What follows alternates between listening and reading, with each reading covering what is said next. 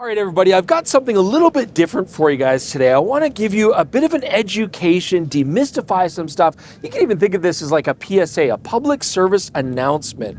Because the fact of the matter is, a lot of companies now are coming out with very prestigious f1.2 full frame prime lenses. And I know that can be really appealing, but it's not all it's cracked up to be, and I want to show you that today. I'm Chris Niccolls, this is PetaPixel. Prepare to have your mind expanded. Now, before we go any further, I do want to get this out of the way. I am absolutely not saying that you should not buy f1.2 prime lenses, okay? I'm not advocating that these go away or disappear, that there's no point. I mean, there's always a use for every tool in a photographer's camera bag. But I do want to give some context to where you might use it and why for a lot of people, you might not need to, okay? I think for a lot of people, when they get into photography as beginners, they start looking at pricing and options and lenses. It can be a very intimidating experience, and naturally you're gonna look at some of these lenses that are prestigious and expensive and, oh, they got brighter apertures, they must be the ultimate option for you. Well, that's simply not the case. And so that's what I'm really trying to get through. And by the end of this video, hopefully you guys will be able to be the judge on whether these lenses are right for you or not. And I think that whole cachet behind these lenses is an important factor. I mean, we're not picking on any one manufacturer at all. Everybody's making them. I mean, Nikkor S-series lenses, Sigma Art lenses, Canon L-series. I mean, everybody jumps on these to make these f1.2 lenses.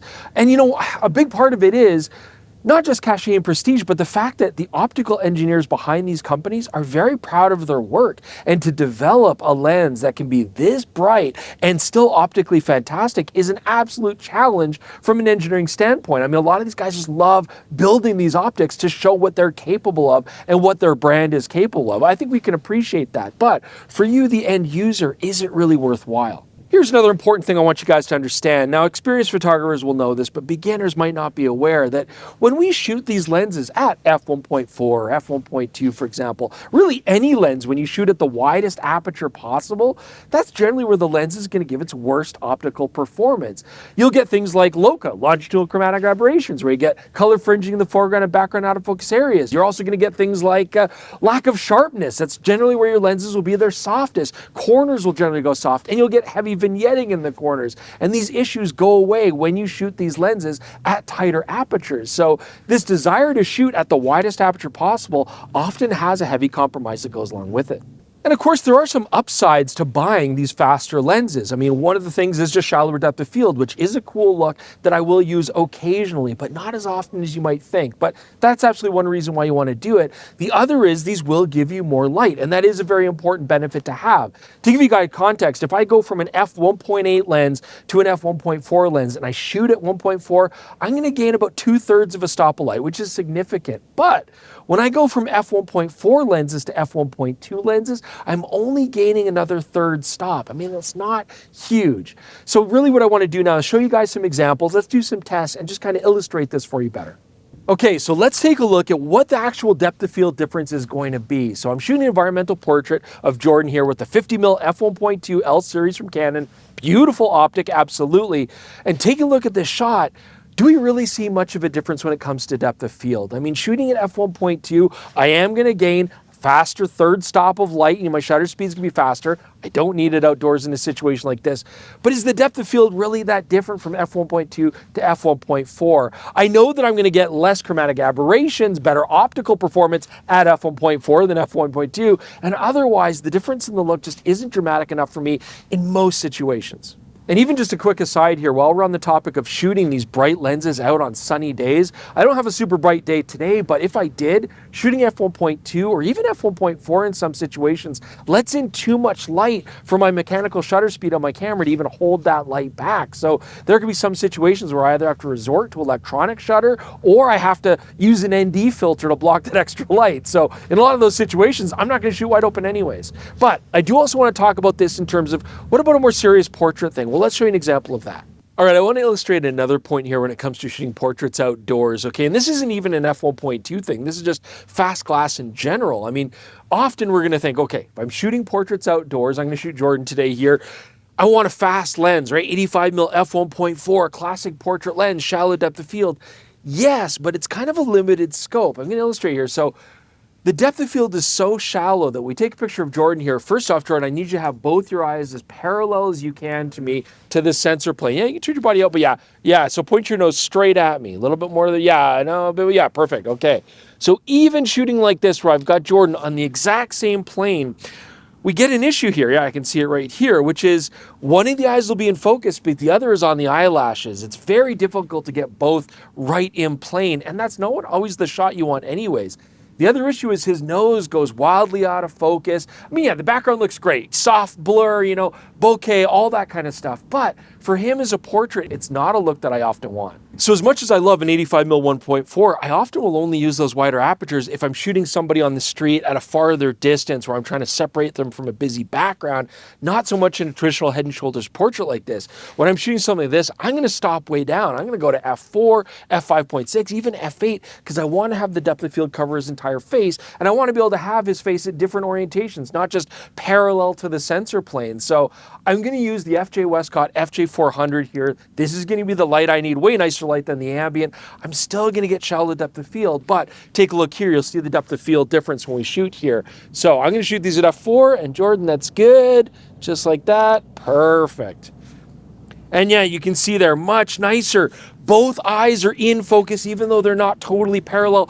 And although the tip of his nose still goes slightly out of focus, it's much more natural looking. I actually find when you have this out of focus blob in the middle of someone's face, it's quite distracting. So just a lesson here, use something like a flash, get that nice light. Even outdoors, the FJ Westcott gives us portable power without any cables, wireless shooting here right from the FJ-X3 transmitter, but it also gives me a much nicer look with Jordan where I'm shooting at a much tighter aperture. And consider this too, for the premium, getting that more expensive f1.2 lens, you can just save some money, get an f1.4, even an f1.8 85mm, for example, and then the leftover money, you could easily get yourself this Westcott beauty dish from Manny Ortiz, the FJ400 flash, the transmitter, and be ready and kitted out the way that we are today. If you want to get this, go to fjwestcott.com or click the link in the description below. They're PetaPixel's preferred lighting partner. And all these factors we're talking about doesn't just apply to photography, but videography as well. And this is a great example. So, for our show, in recent times, Jordan's been shooting a lot on the Sigma Aizu Primes. These are cinema lenses. They're T-stopped at T1.3. I mean, very shallow depth of field stuff. But if you look at this shot right now, Jordan's shooting me here at a T1.3, and these lenses exhibit quite a bit of bokeh and chromatic aberration. And if you look at the background, I'm sure you can see some funky colors going on back there. And I find this interesting because lately on our videos, all shot on the Sigma Aizu Primes, we're getting a lot of fanfare for these lenses. And people are saying like, oh, the look is so beautiful. The shallow depth of field's awesome. I mean, the Sigma lenses are the second star of the show, and they're absolutely beautiful at it. But the fact is, Jordan's not shooting them at T1.3. In fact, even in this shot here, he has now stopped down the lens to T1.8. And that's where he's often shooting the show because it controls some of that bokeh, controls some of those chromatic aberrations, and it still gives us that beautiful shallow depth of field look. So as gorgeous lenses are, there's a lot more to it than just having the widest aperture possible. Now, as a rule of thumb, I think it's also important to consider that when you get these f1.2 lenses, they will in general be far more expensive, heavier, and bulkier to carry around, and that can be a real burden in the camera bag. But yes, there are always exceptions. There are a lot of Chinese third-party manufacturers making these f1.2 manual focus lenses for like $100. Yeah, they got some issues, okay? They absolutely do. And even companies like Canon, who came out with an excellent 45mm f1.2 recently, a very interesting lens that is compact and fairly affordable, it does still have some optical compromises. You should definitely watch a review, and those are exacerbated when you're shooting at f1.2. Now, there are some specialized situations where you are going to want to capture the most light possible. And the manufacturers know this, so they'll often make lenses specialized for decent performance at the widest aperture. Like a good example would be astrophotography lenses, ultra-wide lenses, and wide-angle lenses that have f1.4 apertures that are optimized to get rid of things like coma in the corners and still provide good flat field sharpness across the frame. And those are awesome for when you need them. But again, those are f1.4 lenses. There are other lenses too where if you want the extreme amount of light gathering gathering for very specialized low light situations, you've got lenses like 50mm Nox. These will usually go to 0.95, and that will absolutely give you an appreciable benefit over even an f1.4 lens when it comes to light gathering. But again, those are pretty specialized situations. I feel like going from f1.4 to f1.2, it's rare that I would ever really appreciate the light level difference there. And honestly, even if I'm shooting like low light photography, concerts, indoors, where I want fast shutter speeds, we're spoiled today when it comes to modern sensors. I'll often just crank the ISO up higher than I normally would and stop the lens down to get more depth of field because I can get away with it. I mean, with noise reduction technology and our software in post and just better ISO performance, it's not like the good old film days where we really struggled with this. So I hope I've explained well enough what I'm trying to achieve with this video, which is to give you context to make a personal choice for yourself on what you think that you're going to need, because it is very much a personal choice. When we talk about these lens ranges with f1.2 apertures, we're talking about 85 mils, 50 mils, and 35 mils. This is where you're going to see it. I don't want to explain my own personal bias when it comes to these lenses. I love the 85 mil focal length. I shoot it all the time. And honestly, f1.4 is generally what I'm going to carry. For me, that would be the best choice there. I think it's a great compromise. I don't feel like I need the more shallow depth of field that the f1.2 gives. f1.4 is still going to be more shallow than I would ever really use. And in a lot of situations, I love testing f1.8 85 mils because they're so light and easy to carry around in a camera bag. And most of the time when I'm shooting portraits, I'm at f2.8, f4, or even stop down further anyways.